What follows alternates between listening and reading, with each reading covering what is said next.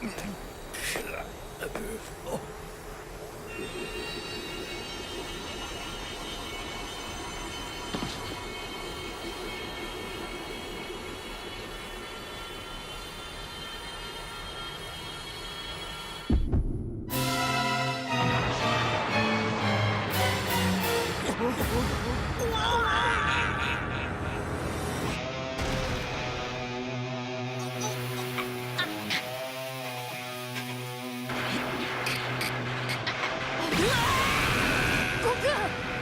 体何が。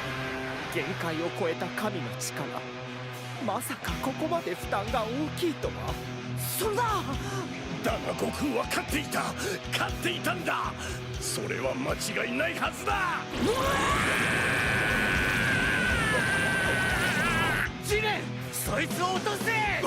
このまま負けていいのか。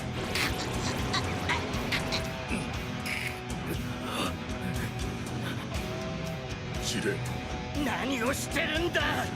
スーパードラゴンボールが手に入るんだぞ。やるんだ。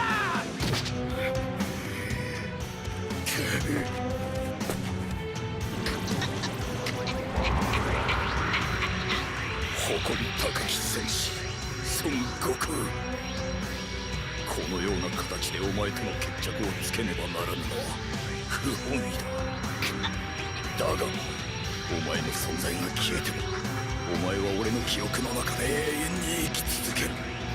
さらばだ。